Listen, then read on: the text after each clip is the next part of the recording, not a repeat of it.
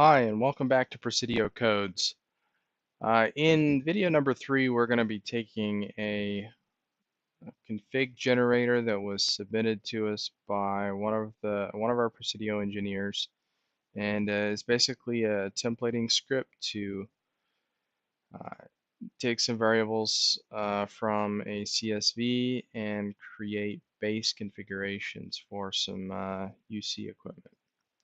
So we're just going to be refactoring this and just making a little bit more robust, and also instead of doing the templating ourselves, we're just going to be using an existing templating library called Jinja2. It's widely supported, um, not just with Ansible, but with Python in general. And it's basically all the templating stuff that you would see for Cisco equipment and all of that kind of stuff. Everything is going to be using Jinja2, so I figured it was a good opportunity to convert this script and do it on a video so everyone could see. All right, and again, our list of improvements, typical stuff. We're going to add functions to our code, and like I said earlier, the Jinja2 templating, and then we're going to add some command line arguments and document our code. All right, so let's take a look at what we got going first. So let's look at the CSV file first.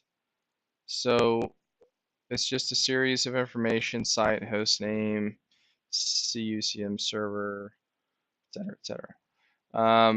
Just a lot of variables basically. So for each of these lines, this is going to be, I think it's an ISR router is what our engineer was using. And we're going to generate a base configuration with all these different things populated in. All right, so first let's take a look at the existing script. We have a few import statements at the top. We're actually doing a raw input, so asking the user for input on the file name, so for the CSV file. We're opening the file, reading it in, mapping each of the lines to variables, and then we're basically writing directly to a file, many lines, and doing variable substitution like this. So for instance, we're going to write to the file hostname space, and then the host name that we assigned here, which is column 1 for the first column in the CSV file. And scrolling all the way down, we've got a for loop in here to basically populate the part of the base configuration that is, it's a loop. So for each of the subnets, you need to create some lines of configuration. So you'll see in Jinja2 templating, it's fairly easy to do for loops and if statements and things like that. So you could do something like for interface and interfaces, and then have one block to generate as many interface configurations as you need, or for VRF and VRFs. All kinds of interesting things that you can do with Jinja templating. And one thing I'll point out, and we'll see in a few minutes, but it's sometimes for smaller projects, this would probably be fine for templating, but it's not a very maintainable template. It would be nice to keep your code and your templates separate. And Jinja gives us that opportunity as well. Okay, so we're going to write all this to an output file, and then that's basically the end of the script. So let's go ahead and get into it. Let me just show you the pieces I've done in preparation for the video. Let's see, the templates. So I made a subdirectory called templates and a subdirectory called output.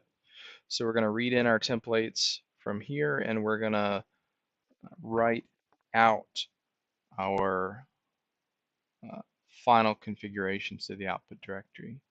So I basically took all of this and stripped out the output.write and all this stuff in basically came up with a standard Cisco config. Now the difference here is where we had something like hostname space plus hostname plus new line character, so a carriage return.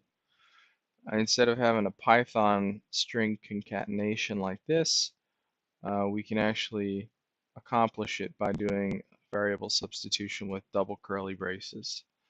Now, what you're seeing here is vars.hostname. So vars is something when we actually, so in order to do a template, you need the template itself, you need some input variables, and then you need an output file. And it's going to take the template and the variables, combine them together, and write the output file. So what you're seeing here is this vars dot. This vars are the set of variables that I'm passing into the template engine. And sub items of this vars variable are the various things like host name, IP address, all the rest of the things that were in the CSV. So a little bit easier to maintain a template like this. And here you can see COCM server 1 and 2, VoIP subnet 1, and so on and so forth. So again, the way this existing CSV file was, I guess, organized with these VoIP subnets, VoIP subnet 1, 2, 3, 4, 5, 6, 7. I was not able to do a for loop in the Jinja template itself. So if you look, I have 1, 2, 3, 4, 5, 6, and 7. So if I keep going with this and I get ambitious, maybe I'll reorganize this input data to be something like VoIP subnets, and then for each of these devices, I could have something like a comma separated list of networks. So 252, 53, 0, and then also these don't have subnet masks on them. So in this case, for this example, they're all /24s. But you could specify that in the CSV file, and you could handle that in Python and automatically populate. So basically convert CIDR notation into subnet mask or wildcard masks using Python. So that's a little bit more advanced, but just keep in mind that that's something you can absolutely do. So if we have something like interface gig00, this is hard coded in this template, but in theory, we could take a CIDR notated IP address range, and we could say, it's 10.0.0./23, and we could take the first IP address in that range, and then we could go ahead and populate the mask here as just derived from the CIDR notation. So anyway, just something to keep in mind. So this is the general syntax of a Jinja template. Now there's one thing that I am going to do in this, or that I have done in this template, is we're doing if statements natively within the template language itself. So again, if we go back to the CSV, in some cases, VoIP subnet 2, 3, 4, 5, 6, and 7 don't exist. So I don't want the final output to include a block of configurations if that VoIP subnet doesn't even exist. So we're basically saying if the VoIP subnet number 1 exists and is not empty, then we'll go ahead and render this portion of the configuration, and same for VoIP subnet 2, 3, 4, etc.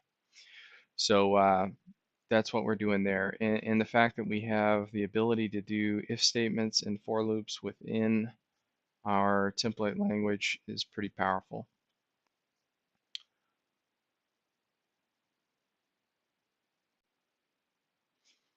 Okay, so now that we have the template part of it out of the way, let's actually get into building the script. So I think it's good to talk out what it is that we need to do first, to kind of remap this existing script. So we're going to be, again, opening a CSV file. We're going to read the contents. And then for each of the lines, we're going to create the variables that we need to for the template. We're going to pass those variables into the template engine, well, the variables as well as the template itself.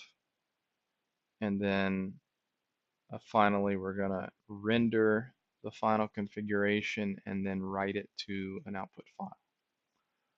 All right, so let's see. We're going to obviously need CSV.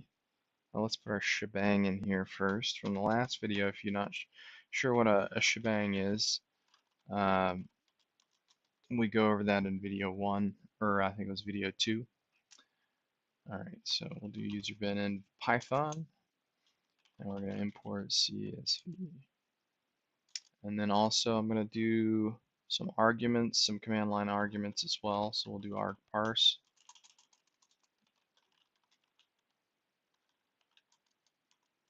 And now we're going to import some stuff for the Jinja 2 templating language.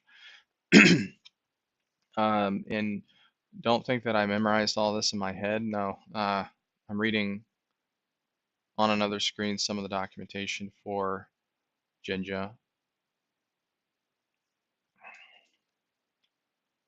I just noticed I'm not full screen here, so there we go. Maybe that'll help out a little. All right, so we'll do import. Come on. From Jinja to import environment and file system loader. And those are the two things that we're going to need in order to do the templating.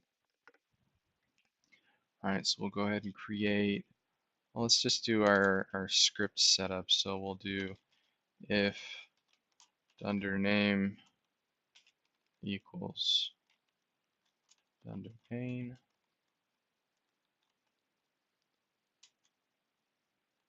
And here's where we're going to do our main script stuff. So we'll just put a pass statement in there for now, just to, so it won't crash out. And then let's define some functions. We're going to do read CSV data. And we need to pass in a CSV file name. And then do a render function. So we'll say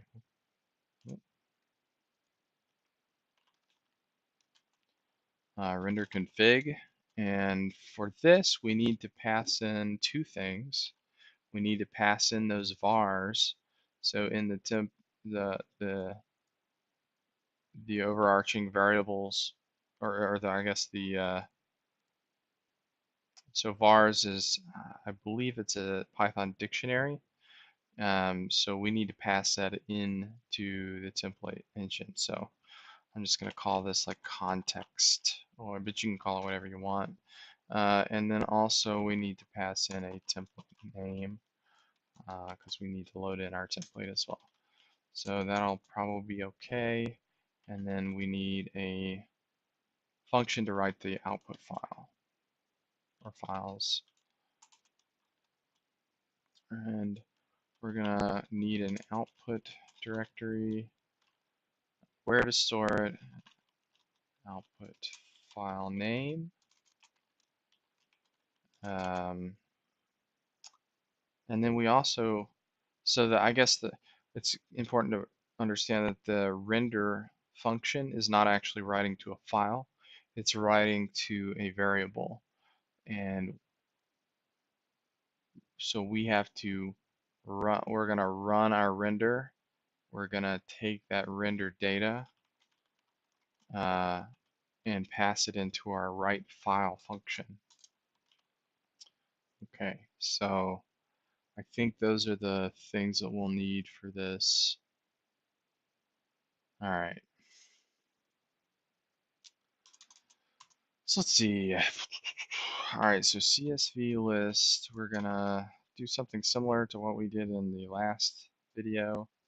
We're gonna create an empty list, Python list, and then we're going to use the with constructor to open our CSV file. So let's see, CSV file name.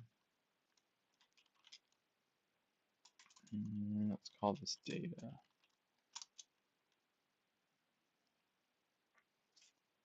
And we'll set up our CSV reader object. CSV. Now, in the last video, we used CSV.reader, but it's not as intelligent as something we're going to use this time. We're actually going to use one of the pieces of the CSV library called dict_reader, and dict_reader, and then we're going to pass in the data, which is the basically the file contents into dict_reader. So what dict_reader excuse me, is going to do is it's going to look at the first line, and it understands that this value on line row 2, 3, 4, etc. This line corresponds to site. This value corresponds to host name.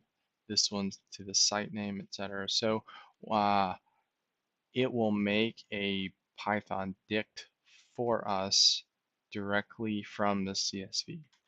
It's very useful. All right, so now our reader object. So basically what so I think we need to loop over the reader object anyway, so we'll do for row in reader. Now we're going to append to our CSV list. So we'll do CSV list.append, and we're going to append the row. So basically what you're going to be left with is, let's see, let me do a new scratch file. Oops, it already exists. All right. Okay. So actually, this might be a good example. Yes. Okay. It's already here. All right. So anyway, basically what we're going to be left with is a Python list of dicts. So a list of dictionaries. So this is just some other random piece of data I had here, but long and the short of it is when we read in, let's say line 2 would be equivalent of this. So you have, CUCM site location, host name, all that kind of contents. And that would be one item that we appended to this list. So you can see the square brackets here. So this is the kind of data structure that dict_reader is going to give to us as we do a for loop over it. Okay, hopefully that's clear. Okay, so now that we've read the file, we've appended to it, we're going to return CSV list. All right, so that one should be done. Okay, I'm going to pull some code again so we don't have to reinvent the wheel here. So we're going to take some code just to add in our parser again. So we're going to make a new parser object. This is for the command line arguments, by the way. We're going to make a description for our script, builds UC configurations for offline device staging. But to be quite frank, this script is going to be kind of generic enough that if we throw it a CSV with data and we throw it a template, it'll output whatever we want. So it's kind of interesting side benefit here. All right, so again, -f is going to be our file name, CSV file name, and that should be fine. We'll declare our args equals parser.parseArgs. So once we've gathered this data, parseArgs is actually going to populate this args variable for us. And then CSV file name is going to be this attribute of args.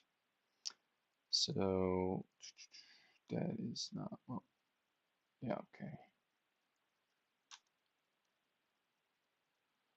All right, so now that we have that out of the way,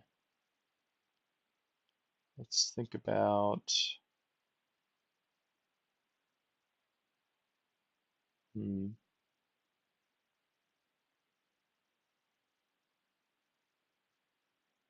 yeah, I could add additional arguments here like output directory and things of that nature, but for the sake of keeping it simple, let's just assume that wherever you run the script from, it's going to just create a subdirectory called output and just drop the files in there. Okay. So at this point, really all we're getting is the input file, and now we need to do something. So the first thing we need to do is call our read CSV data function. We'll call CSV list or CSV, whatever, CSV data. And we're going to say read CSV data. We're going to pass in the CSV file name from the args, and that should be fine. And now that we have our list of dicts, oops, so something similar to this, we need to loop over this list. So we need to do for item in list, and then we'll do a Jinja template render for each one of these lines. So we'll do for item in CSV data. And now I need to call our render function, which we haven't written yet. All right, so again, looking at some Jinja documentation and stuff, not just pulling this from my brain. First thing you need to do for Jinja templating is you have to declare what's called an environment. So we're going to say env equals environment.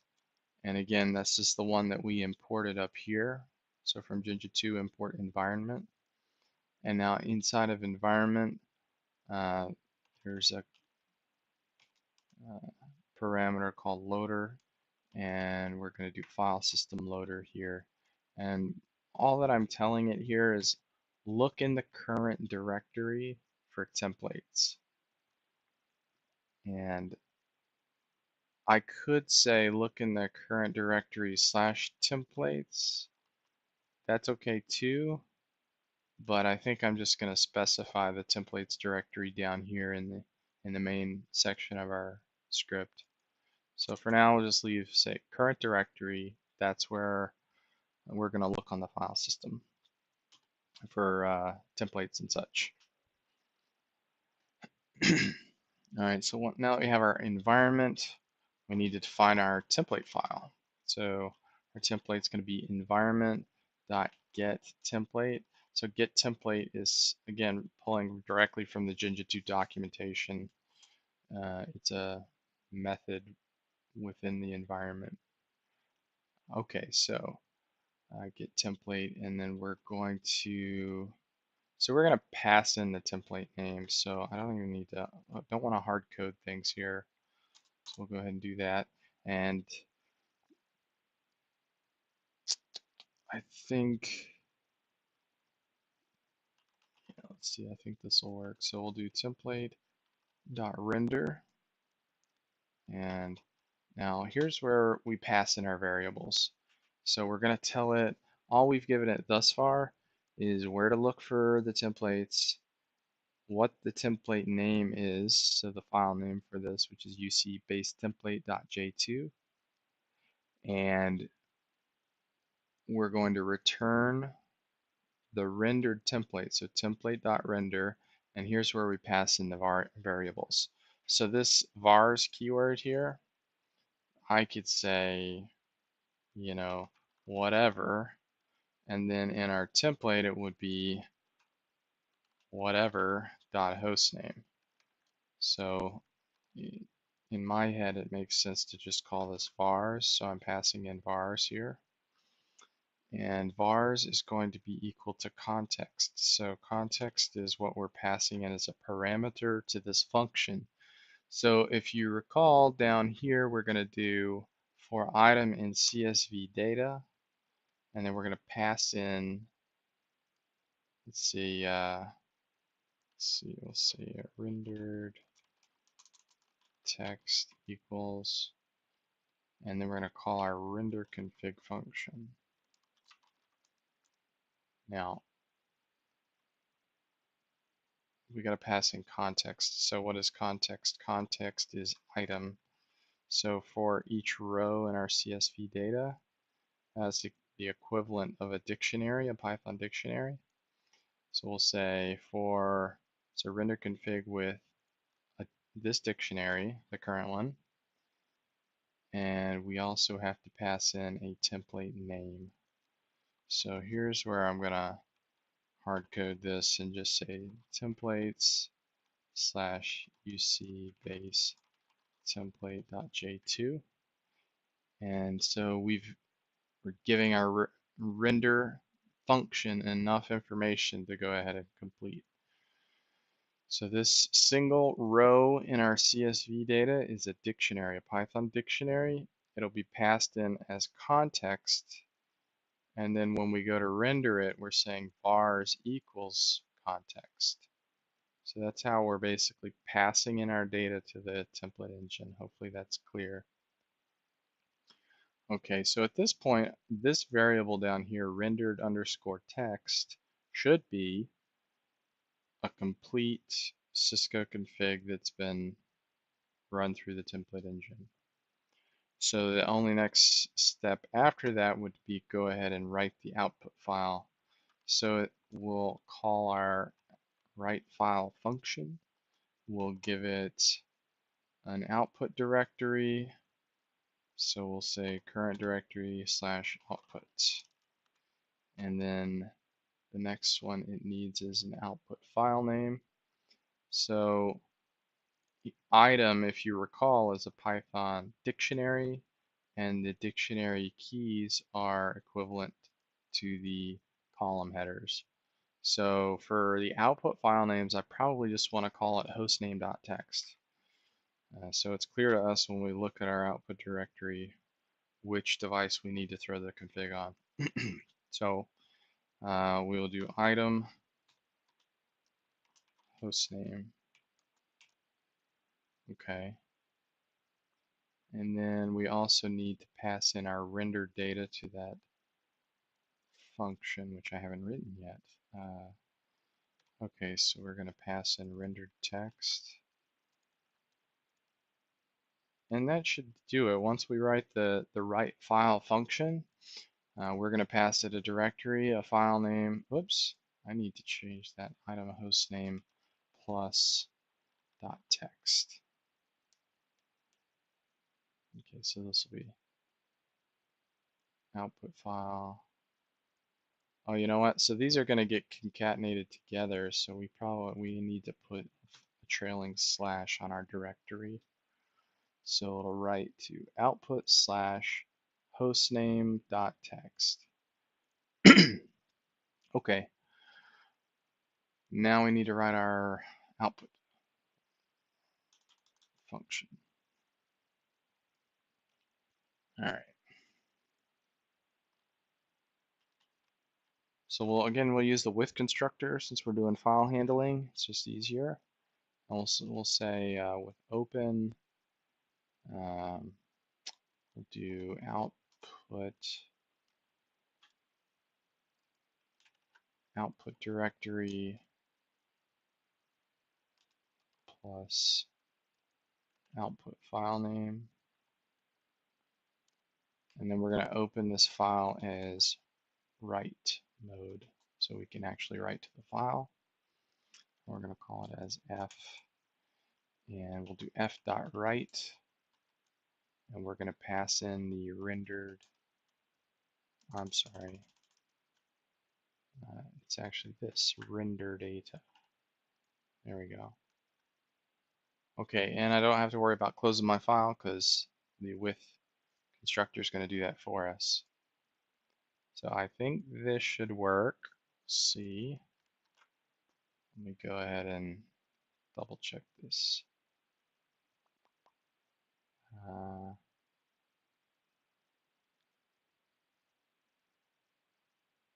Yep, I think it, well, we'll see. Okay.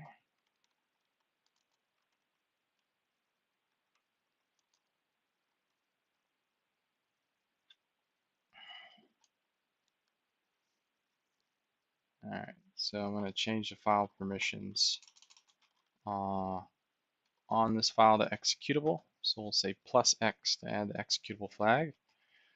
And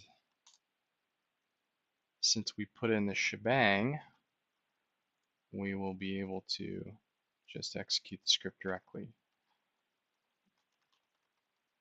So let's do our help function.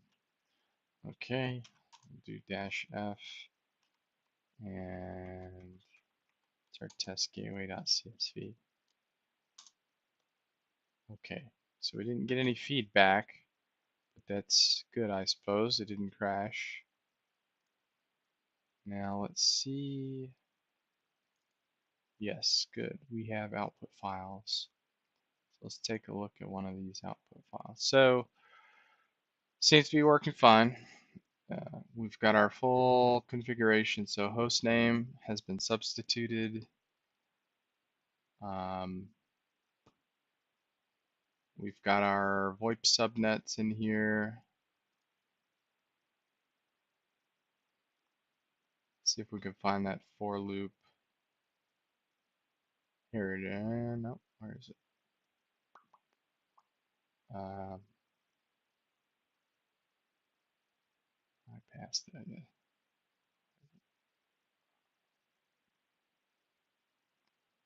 Oh, here it is. Okay. So there was only one VoIP subnet. So only one of these blocks of code actually executed in our template. So if we look at our template, only this first one actually rendered text. VoIP subnet 2, 3, etc. did not exist, therefore they weren't populated in the final output. And one nice thing I like about doing this is in Cisco, of course, the exclamation point is a comment character. So I like to actually mark up my configuration with notes. So I can say, here are the VoIP subnets, and then interfaces. Here are the interfaces or the VRFs, or, I can put in a note to myself like, hey, on legacy systems that are running iOS 12, you have to run this, particular SNMP command, but if it's version 15, it's this command. So I can actually make two versions of the command and just comment one of them out. So, at least I have it there. But the template will go ahead and render both commands correctly with the variables, but one of them is just commented out. So I have it there to use it if I need to. Anyway, so that I think that concludes it. Looks pretty good. Well, we need to document our code actually, so let's go ahead and do that. All right, on to documentation.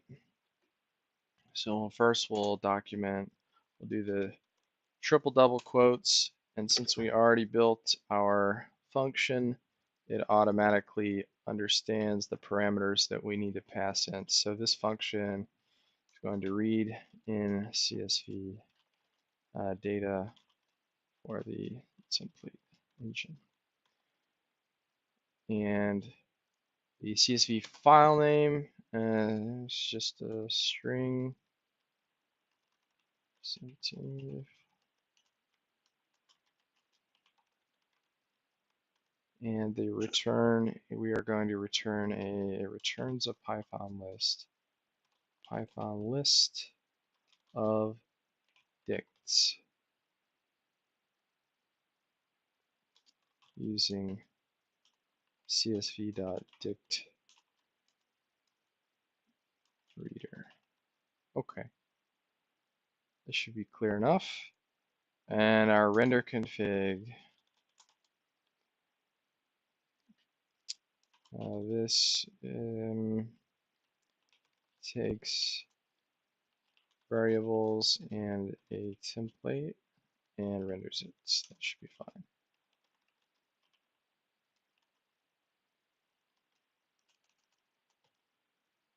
Now context, this is going to be a Python dict that contains all of our variables for subs.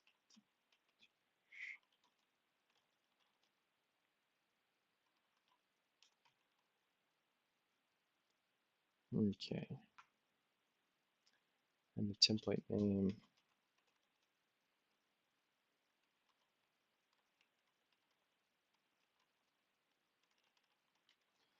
All right, so it represents its relative file path to the Jinja template file. All right, and the relative file path is, again, we're using all relative paths here. So I'm not hard coding like /home /ccurtis /whatever. It's just wherever you run the script, it's the current directory. So dot is current directory. That's what that means. And down here, we're passing in the full file path, the relative file path to the Jinja template. So that's this parameter here. So string representing the relative file path to the template file. And then we're going to return fully returns string, which is the fully rendered output.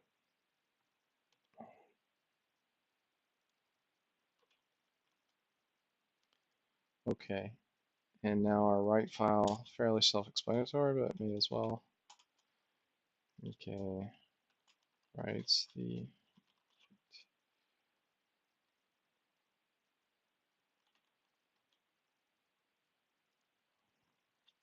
okay string.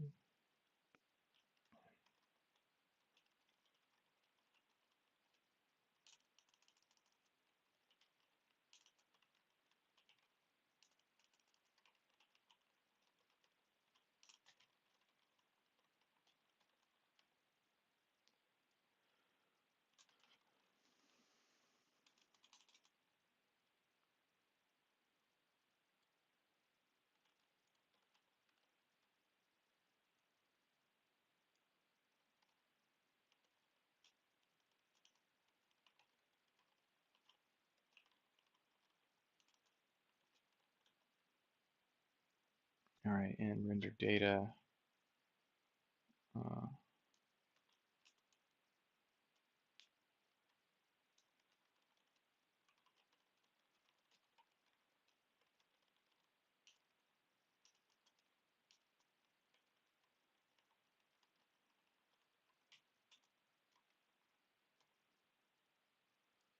All right, returns none.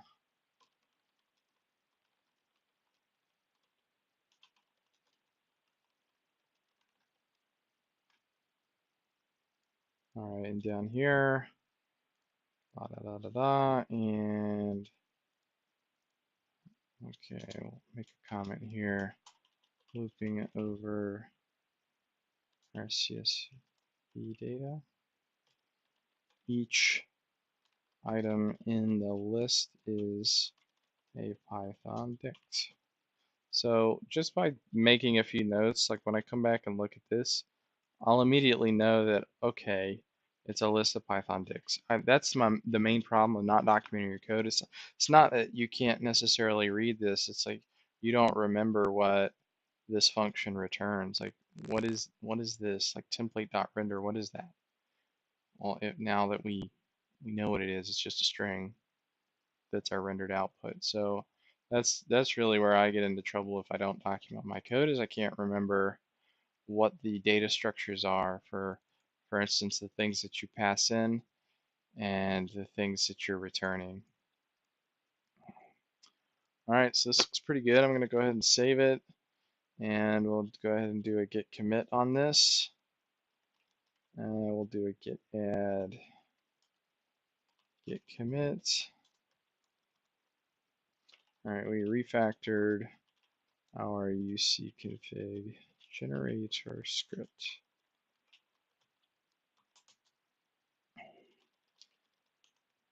And then we'll do a git push and push that up to GitLab. And that should be up here now.